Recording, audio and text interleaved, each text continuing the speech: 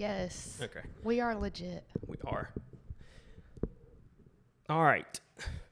So this is officially the first episode Yay. that's going to be uploaded. My first guest is going to be Ashley Conton, who is a realtor, actually at the same office with me here at Landardi Real Estate. So this first one, we're going to talk about a few different things. One of them is something that everybody in the real estate industry and a lot of consumers are talking about, and that's this whole NAR lawsuit. Dang, we're going right into it. We're going to jump right into it. Let me get this pulled up right here. Sean's not wasting any time. I'm not. I figured if we're going to grab their attention, we've got one chance. And this should do it. So there's so many different aspects to this lawsuit. There's so many different aspects to what's been going on over the past year or two that it's overwhelming, and there's a lot of misinformation that's just being shared by people that just really don't know. Right. And we don't know all of it. No, and I told somebody last night, actually, I said business as usual. Yeah. Just because you're going to keep doing your clients the best job that you can for them, doing everything legally, doing everything that you're supposed to do as far as paperwork goes and serving them and doing your fiduciary duty for your clients. And I just said, hey, first of all the stuff that's going on is still got to go through the court system. Yeah. So nothing's set in stone just yet. Changes might come this summer. So I just said, hey, keep helping your clients and serving them in the best way possible, doing everything the right way, the legal way, and you won't have anything to worry about. Yeah, I think that's one of the most important things to realize, that however long you've been doing real estate, if you've been doing things the legal way, the moral way, and the ethical way, you continue to do that and you'll be fine. Right. Some people are calling this the biggest shakeup in the real estate industry in the past century. Maybe it is. Depends on how you look at it. Right. A shakeup to me may be a different definition to you, but at the end of the day, when it comes down, one of the things was talking about commissions and setting commissions. I can only speak for our office here and us as agents. Like, we don't set commissions. They've always been negotiable. That's right. And they still are. And I think as long as you discuss this with your client up front, get everything in writing. Yeah. And make sure everybody agrees and signs off on it, you're fine. That's right. As long as everybody knows what to expect going into a transaction, you'll be fine. And obviously things are going to change throughout the transaction. And the only thing you can do is update everybody at that time and make sure everybody's on the same page. That's right. And I mean, the only thing that ever stays the same is that things change. That's right. And we got to pivot. We do. And we have to adapt. And the agents that are getting so mad because things are changing, like you can't do that. Right. There's going to be legal ways to make this work for everybody. And as long as we continue to put our clients' interests above our own. That's right. Yeah. And that's what you have to do. That's what you got to do day in, day out, before this and after. Yep. And so I used to hate change. Like, if people don't know, I'm not from here. Mm-hmm. I didn't want to move here. I thought I was going to live and die in Prattville because I'm not a person, I just don't like change. But moving here was one of the best things that we've ever done. And now I like change. So it's like, you got to roll with the punches. You got to pivot. You've got to, do things that's going to grow you. And so I think that this thing that's going on right now with the NAR stuff, I think it will show, the agents that are able to keep moving with the times and still do a good job. Yep. So I'm not worried. No. I'm trying not to have any fear mongering going on. Just everybody be, in the loop and know what's happening, but not worry or stress, especially not for the client or the consumers, because that's the last thing you want to do. Listing and selling a house or buying a house is stressful enough. So just keep rolling. Yep. Oh, you did put a number 1. Yeah, so I moved it up. I was thinking we were going to start with marketing. You thought, well, let's talk about what's going on. I'm like, oh my God. Yeah. And we won't obviously we're not giving any kind of legal advice because we're not attorneys. No. I don't want to throw Consult opinions. your attorney. Right. There's a lot of people you can talk to. You need to talk to your attorney. But one of the biggest things that you can do is just ask questions. If you're a consumer, whether you're buying or selling, talk to your agent. Like that's what we do. That's why we're there, is to help you along the way.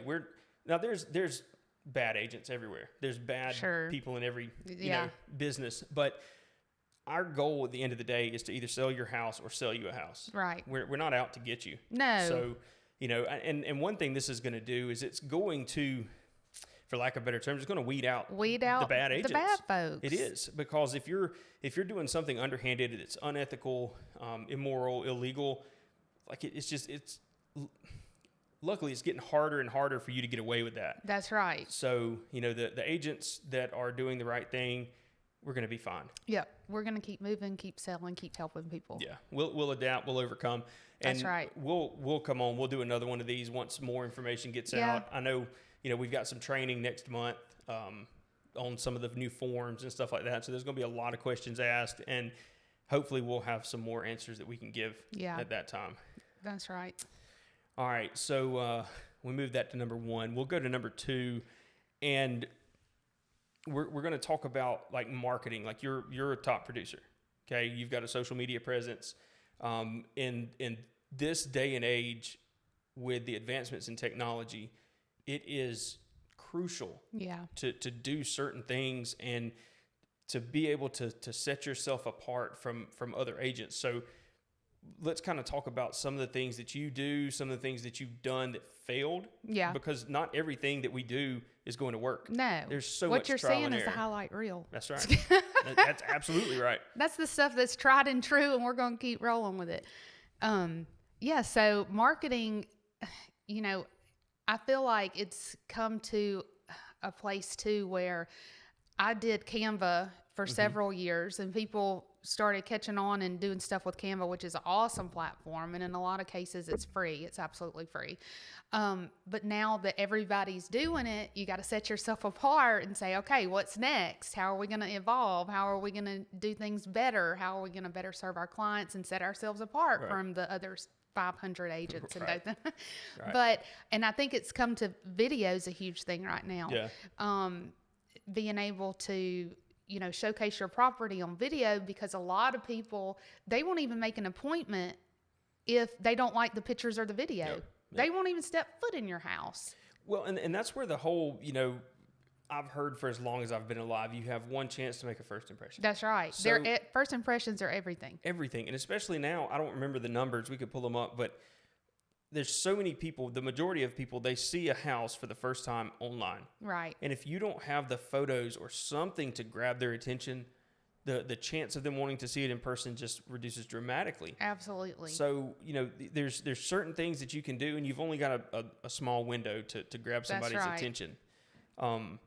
With Instagram and TikTok and Facebook Reels, what are some of the things that you do? Like if you're listing it, say you're coming to list my house, like what are you going to do to market my house to the general public? Right. Well, I'm going to tell you all my marketing strategies, and whatever I tell you I'm going to do them.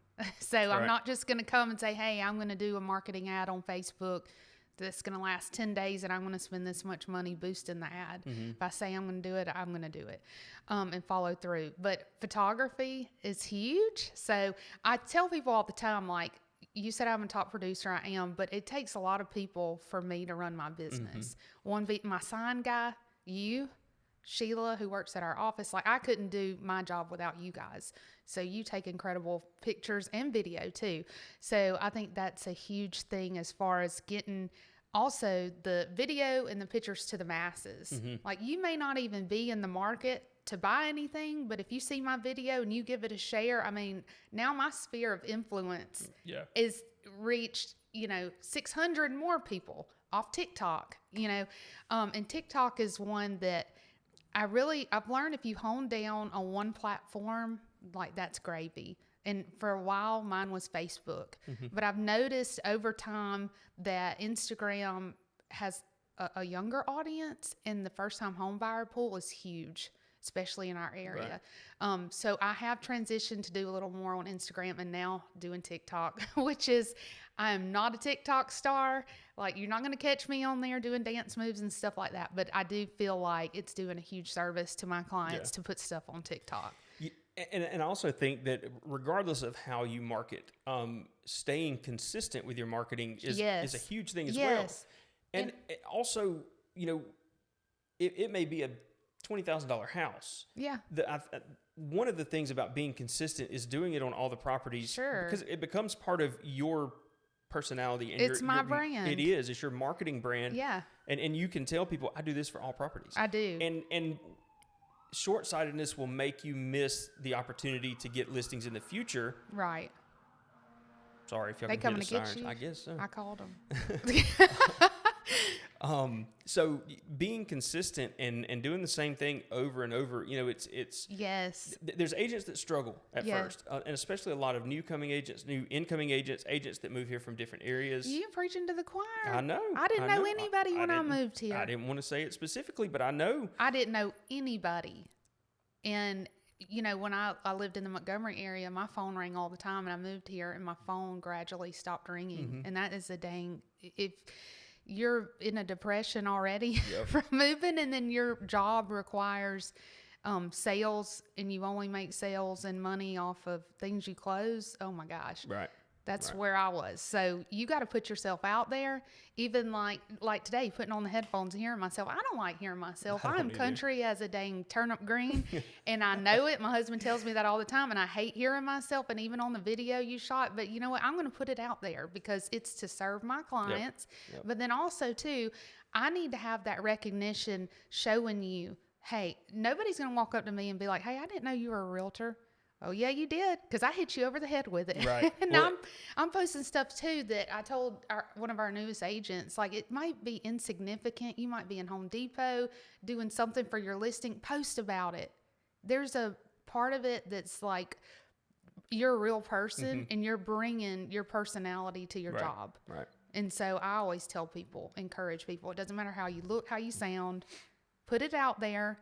And be real about it. Now, I'm not going to sit up here. I'm not like analytical. I'm not a numbers person. Right. I can crunch numbers with you, and I can get down to the nitty gritty of like listing and, proceeds and all that kind of stuff. But I'm not the type of agent that's going to sit here and just get crazy and wild over numbers. Right. That's not my strong suit. Right. I'm more about, speaking to people and helping people and showcasing like the photos and styling houses and that kind of thing.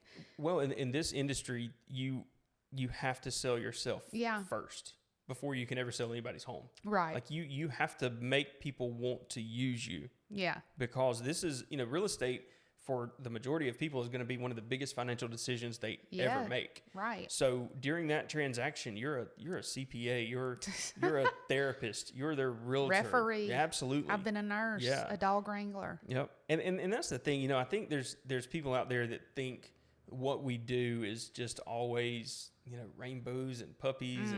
But there's so much that goes on behind the scenes that so many people don't see in order for us to make this transaction work. Yep. And we don't always discuss it with the clients unless necessary, because all it's going to do is create fear. Yeah. And it's not going to help anything. That's right. So we deal with it behind the scenes, and we, when people say that there's blood, sweat, and tears that go into things, 100%. There's transactions. Now, there's some transactions that just fall in your lap. They are super easy. The best. That's rare. It is. There's a lot of transactions that they're just hard. They're tough. Because there's so many unknowns until you get started and you start digging and title work and just all these different things. Yeah. So.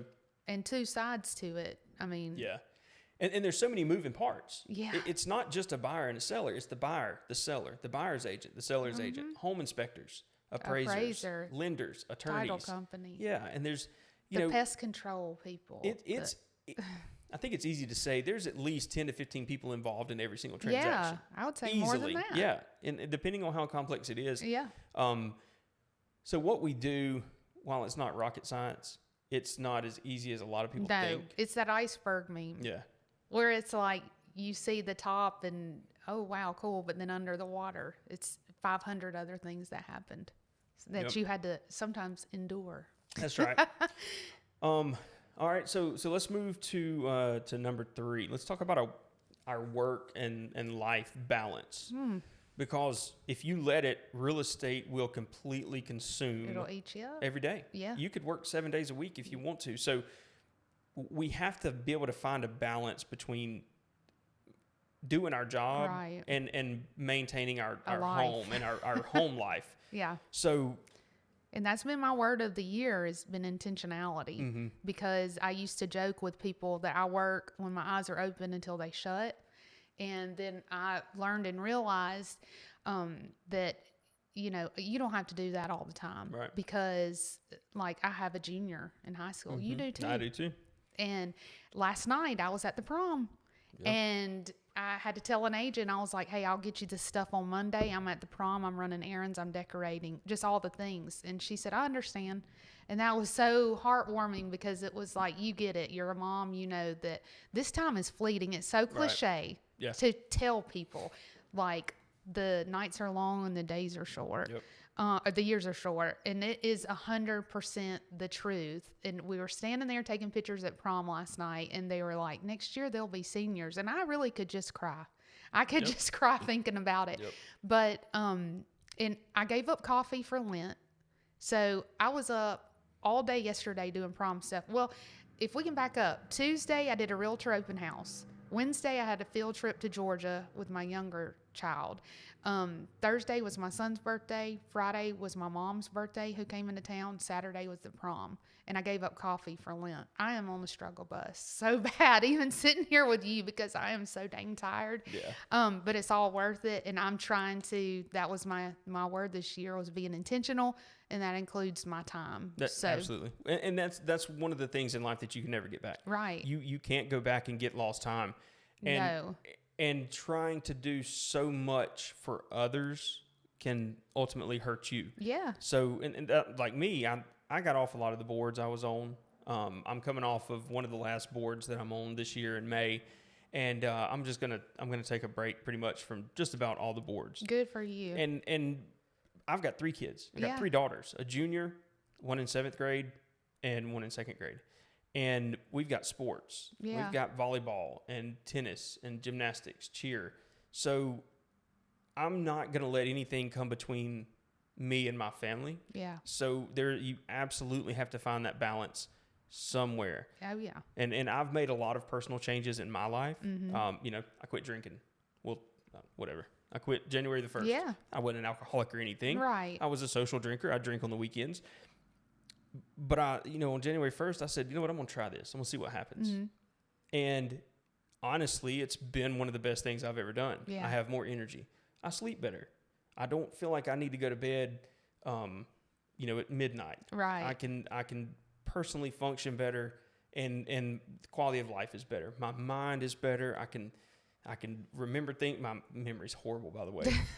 But, it's just one of the things that I did for me. Right. And I have no regrets on doing that. That's good. And good for you for doing that, because that had to have been hard too. Because even now socially, people are like, are you okay? Yeah. Yeah, I'm okay. Yeah. Are you expecting? No, I'm choosing not to drink. Right. So I know, and I'd go out, I'll see the people that I normally I hang out with, and they'll grab a beer, and they're like, what you want? I was like, let's take a water. Yeah. Give me a Diet Coke. I try to cut out the majority of the sugar, so I'm not drinking Cokes and stuff like that. So give me a Diet Coke, or if I'm drinking coffee, it's straight black coffee in the morning. Oof. That's it. No I don't even like black coffee, but I'll take some right now. Oh, it's so good. Can't do it. I gave up diet drinks too. What? I gave up diet drinks too for Lent. Yes. Coffee and diet drinks? Yeah, because I was finding myself, I wanted bubbles like with dinner. Mm-hmm. So I was like, let me just get a diet drink so I'm not drinking any calories. But I'm like, I'm done with that too. Yeah. I drink so much water now. I'm on this kick with diet citrus green tea. Oh, okay. It is so good. I love green tea. It is so good. That sounds good. It is really good. But energy drinks, I've never been a big energy drink fan. They scare me. I'll have a panic attack. Yeah. if I used to, I'd get too much sugar, and in the morning, and then by lunchtime, I'm just sitting there. I'm kind of shaky. No, that ain't for me. It wasn't fun at all. And side note, your youngest is in 2nd grade. Mm-hmm. Would you give anything in this world for your oldest to be in 2nd grade and go back? Yes, you would. Yes, I would. Yes, I would. I don't regret anything I've ever done. Right. Because it makes you who you are. And, there's some things that would be changed. And I think the main thing I miss most about them being in 2nd grade is where we were kind of as a society. Oh, yeah. Just because it's changed so much over the past 9 years. but I'm really excited to see where my oldest, Yeah. all of them, but my oldest is the closest to graduate and the closest to going to college. So I'm so excited to see where she goes because I Yeah. know she's just going to do great things. Oh, yeah. And it's, you know, I miss the days. I was cleaning out some stuff yesterday and found a note that one of mine wrote. We're in school. They say, my dad is so many years old and my dad does this. And I was just like, man, you know, the innocence of these kids that all they wanted to do was color and play on the playground. So I do miss them being that age a lot. Are we allowed to cry on this podcast? I mean, you can do whatever you want to do. I'm not. Okay, I won't. I'll cut it and edit it. Okay. You can do whatever you want to do. I mean, listen, it's... You said I couldn't cuss. Except that. We're not going to do that. I'm kidding. No. She don't cuss. No. I don't. I mean... Me either. Now, you can cry if you want to. Okay. You got to have a good reason, though. Yeah, I don't want to cry. We won't do that on the first one. None on the first one. Okay. You know, the name of the podcast itself is Audible Thoughts. Okay. And you got your name. I did get my name. Finally. Audible Thoughts. It took forever. I love it. It took 6 months. Yeah. And I would find ones that I like, and then... They were taken. Yep. Like I would Google such and such podcast, and it would pop up all these, and I was like, crap, I can't do that one. So I got to thinking, I was like, okay, what are we doing? We're talking. Mm-hmm. Okay, when you're talking, it's audible. Yeah. What are we talking about? Just whatever we're thinking about. And then, hold on, there's actually a definition for... Well, and we said before, the podcast is not going to be strictly real estate. No, it's not going to be not. strictly cooking.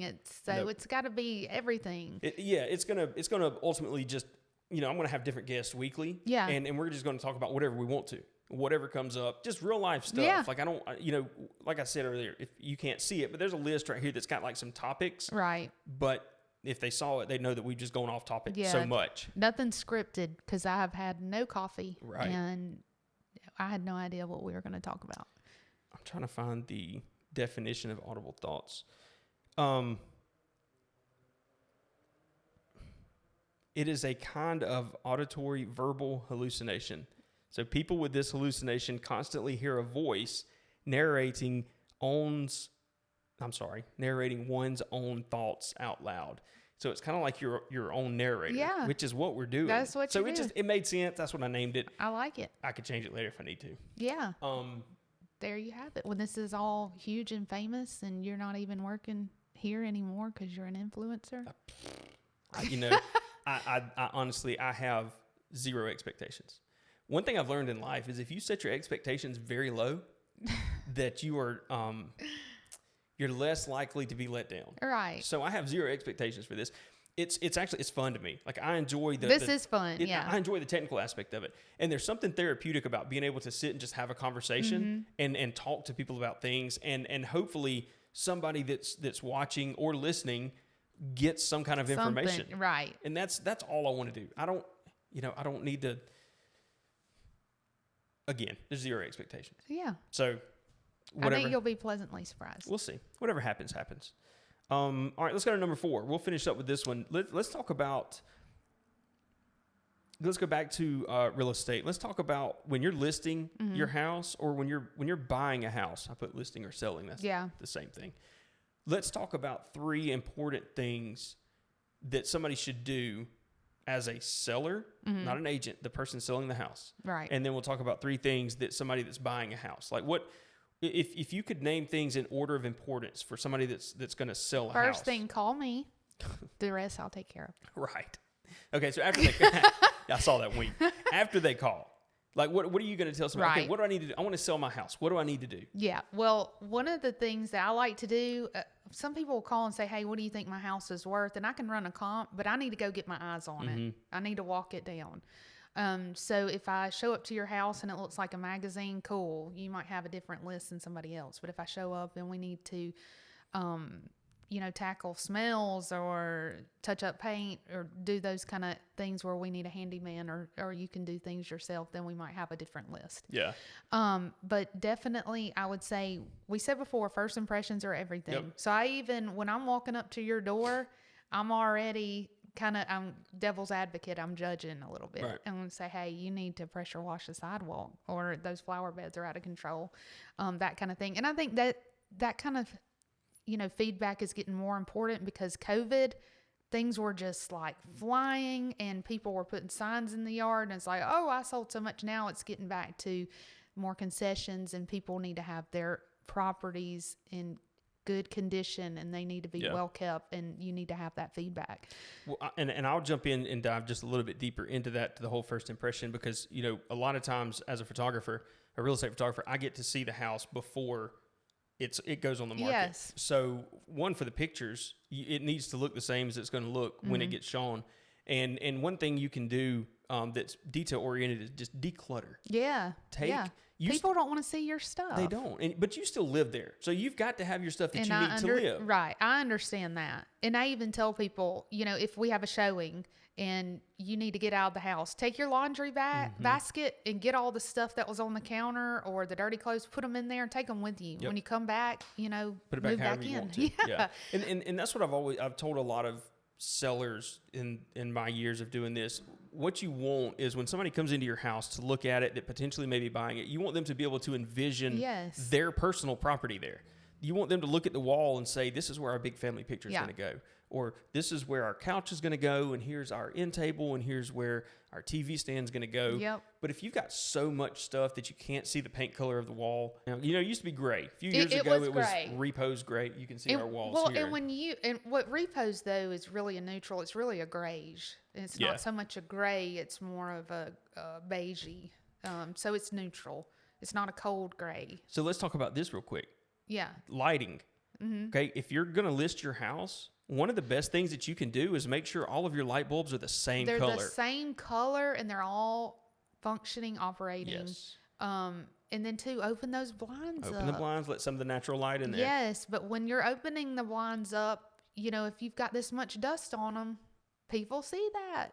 If you got this much dust on the fan blades, like if the fan is off and there's this much dust. Yeah. So.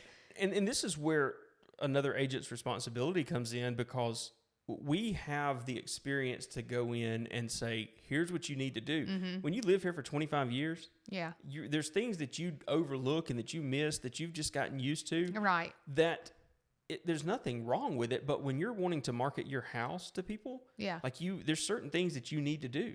Clean your blinds, clean your windowsills, Don't take it personal. No, it doesn't. We're just doing our best. You're going to hire us to sell your house, and I'm going to tell you the best things to do to sell your house. Right.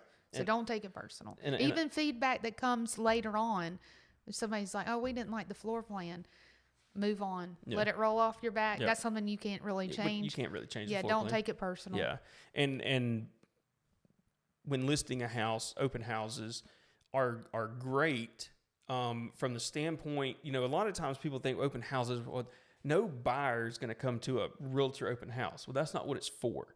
The realtor open house, in my opinion, for a seller is allowing the agents that are going to sell your house to come in and give you, constructive criticism and feedback about the price, the curb appeal. Are there things that maybe we missed and the homeowner missed? That's right. So when selling, I think open houses are a huge deal, and they're good. The realtor open houses. Are very advantageous because too, I might have 2 clients, but you might have 10. Right. So, I'm opening up that possibility of getting more eyes on it. That's right. More traffic is going to open you up, hopefully, to more offers. That's right. All right. So another thing about buying the house, HOA neighborhoods. Oh, yeah. Yeah, there's another expense that a lot of people don't think about. Do you want to be in one? Do you not want to be in one? Right. What are the covenants? What are the restrictions? Mm-hmm. And the fees generally go up each year. Yep. And a lot of times the bigger the neighborhood, the cheaper the fees. But then what if you have a special assessment?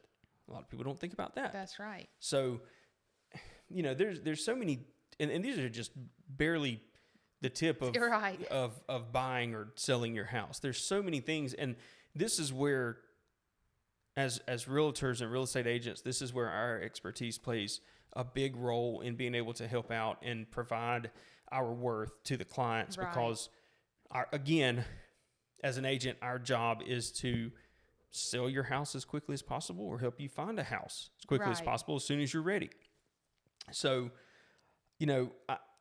I hope that this is going to be an opportunity. Let's go back, to the lawsuit, to all these other things that are going on. We, as agents, we have a great opportunity right now to stick together and help each other out. Oh, yeah. And just do the right thing, and we're going to be fine. That's right. And I said before, like, you need to keep being there for your clients and helping them and guiding them and doing your duties to your clients, but then also looking out for your fellow agent. Yeah. Because I think that's going to be more important now than ever, because most of the general public doesn't know what's going on. But if they have questions, then, you can try to help. You're not a lawyer, so they should seek an attorney if they have questions. Yeah, absolutely. Especially about what's going on right now. And none of it's final, like we said before. So business as usual, just keep doing the right thing and making good decisions and helping people. Yeah. So, and looking out, like I said, for your fellow agent to say, hey, we don't set the fees, but this is what it could be. And, that's going to include the buyer's agent. Yeah. And you can do that. And, at the end of the day, it shouldn't, this industry should not be this agent against this agent. No. If the agents can't work together and the deal falls apart, it's not just you and the other agent losing. It's everybody we talked about earlier. All 10 or 15 people that are involved lose out on this transaction. That's right. Because there's already fees that have been, inquired. There's lawyers' fees that somebody's going to have to pay. Absolutely. Title work that was ordered that now, what do you do that it fell apart? Right. And I love getting feedback from clients. Like, I really pride myself on that, but I love it when an agent says, hey, I liked working with you. That was good. Yeah. That makes me so happy because we're in this together. Right. And we should be. Yes. And at the end of the day, it's, our job is to be there for our client and look at their best interest first. But in order to do that, we have to work together. Right. And everybody just try to make it as seamless as possible. Yep. And I can't do it without you. Nope. and hopefully, people will see that. There's changes. It's coming. We just got to find a way to adapt to it and continue doing things the legal way. And we'll be fine. We will. We're going to stand the test of time because we're smart and we're going to do the right thing. Yep. All right. Well, that's it. That's it. That's it. That was fun. We're done. Thank you guys for watching, listening, wherever you're at. Ashley, thank you for coming up here and joining me. Yeah, that was awesome. I want to do it again. Yep. We'll do it again in the future. Next week. I don't know about that. Oh, man. Maybe. We'll see. I got the boot already. All right. We're out. Bye. Bye.